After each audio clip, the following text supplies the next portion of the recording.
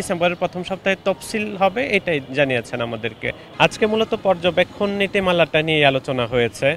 আমাদের প্রত্যাশা, নির্বাচন কমিশনের কাছে আমাদের কি প্রত্যাশা আছে, তারা কিভাবে আমরা তাদের পাশে থাকবো সহযোগী সংস্থা হিসেবে, এসব বিষয় নিয়ে মূলত আলোচনা হয়েছে।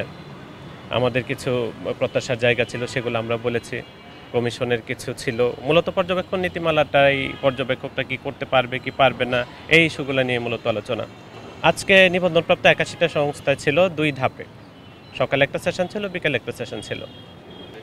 না, এই সব বিষয়ে কোনো কথা হয়নি। শুধুমাত্র নির্বাচন পর্যবেক্ষক নীতিমালা, যেটা পর্যবেক্ষণ নীতিমালা, ওইটা নিয়ে পর্যবেক্ষকদের সঙ্গে কথা হয়েছে। এই পর্যবেক্ষকদের আচরণ কেমন হবে, ফর্মালিটিসগুলো কি। হ্যাঁ, একটা কথা হয়েছে, ডিসেম্বরের ফার্স্ট উইকে তফসিল হচ্ছে। এটা আমাদেরকে কনফার্ম করেছেন ওনারা, কমিশন থেকে জানিয়েছেন।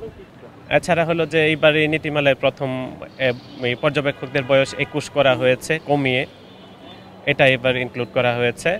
আর এইবারই সম্ভবত যেটা আমরা জেনেছি যে পর্যবেক্ষকদের কার্ডটা খুব সম্ভবত এবার অনলাইনে দেওয়ার একটা প্রচেষ্টা চলছে। অনলাইনে ডাউনলোড করে নিতে পারবে, যেটা আগে ম্যানুয়ালি ছিল। তো এই বিষয়ে তিনি পর্যবেক্ষক ধরেন যে 2 জন করে হলেও তো আপনার প্রায় 85,000-এর মতো হয়। 85,000-এর মতো তো থাকছেই স্থানীয় পর্যবেক্ষক।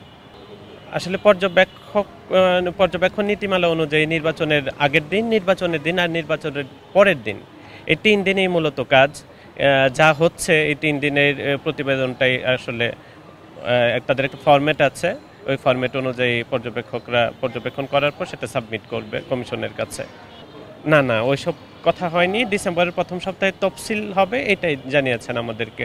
সেই অনুযায়ী আমাদের পর্যবেক্ষকদের প্রস্তুত করার জন্য, প্রশিক্ষণের জন্য, তো হ্যাঁ, পর্যবেক্ষক তালিকা প্রস্তুত করার জন্য এগুলো নিয়ে তাগিদ দিয়েছেন ওনারা আসলে মূলত আজকে। আমাদের ইলেকশন অবজারভার সোসাইটির 2 সেশনে সবাই ছিল 43টা সংগঠনের, আর নিবন্ধিত 81 সংগঠনের প্রায় সব প্রতিনিধিরাই ছিলেন, সকলেই ছিলেন। আর মাননীয় প্রধান নির্বাচন কমিশনার ছিলেন, কমিশনার মহোদয়গণ ছিলেন, জনসংযোগ কর্মকর্তারা ছিলেন।